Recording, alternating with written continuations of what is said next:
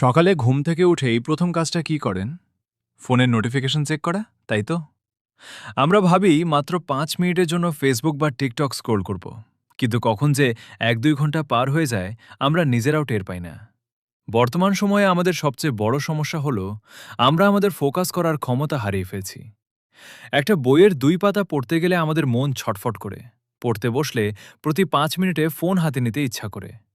বিজ্ঞান বলছে অতিরিক্ত রিলস, শর্টস আর সোশ্যাল মিডিয়ার স্ক্রোলিং আমাদের ব্রেনকে এমনভাবে ডোপামিন দিচ্ছে যা একটা ড্রাগের চেয়ে কম কিছু নয়। আমরা ঘন্টার পর ঘন্টা স্ক্রিনের পেছনে নষ্ট করছি, আর দিন শেষে আমাদের সঙ্গী হচ্ছে হতাশা, ক্লান্তি এবং একাকিত্ব। কিন্তু এই ফাঁদ থেকে বের হওয়ার উপায় কি? এই ডিজিটাল খাঁচা থেকে বের হয়ে নিজের জীবনকে আবার নিয়ন্ত্রণে নেওয়ার জন্য আজ থেকেই ৩টি সহজ কিন্তু শক্তিশালী নিয়ম মেনে চলুন। ১. Digital detox. প্রতিদিন সকালের প্রথম ১ ঘন্টা এবং রাতে ঘুমানোর আগের ১ ঘন্টা ফোন সম্পূর্ণ দূরে রাখুন। এই সময়টাতে ডায়েরি লিখুন, বই পড়ুন অথবা পরিবারের সাথে কথা বলুন। দিনের শুরু আর শেষটা স্ক্রিন দিয়ে করবেন না। ২. নোটিফিকেশন অফ রাখুন। আমাদের ফোকাস নষ্ট করার সবচেয়ে বড় ভিলেন হল নোটিফিকেশনের টুংটাং শব্দ। ফেসবুক, ইনস্টাগ্রাম বা হোয়াটসঅ্যাপের অপ্রয়োজনীয় নোটিফিকেশন চিরতরে বন্ধ করে দিন।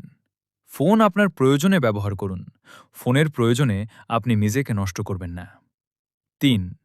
২০ মিনিটের নিয়ম। যখনই কোনো গুরুত্বপূর্ণ কাজ বা পড়াশোনা করবেন, ফোনটিকে অন্য রুমে বা ড্রয়ারে রেখে দিন। টানা ২০ মিনিট কোনো রকম ডিস্ট্রাকশন ছাড়া কাজ করুন।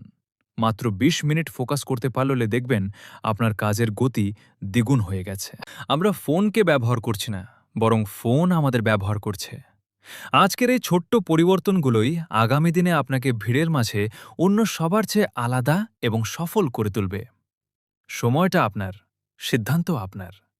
আপনি কি স্ক্রিনের গোলাম হয়ে থাকবেন, নাকি নিজের জীবনের মাস্টার হবেন? আপনার জীবনকে আরও স্মার্ট, সফল এবং গোছানো করতে আজই ফলো এবং সাবস্ক্রাইব করুন স্মার্ট লাইফ একাডেমি। ভিডিওটি ভালো লাগলে আপনার সেবার সেই বন্ধুর সাথে শেয়ার করুন যে সারাদিন ফোনে মগ্ন থাকে। দেখা হচ্ছে পরবর্তী ভিডিওতে। আল্লাহ হাফেজ।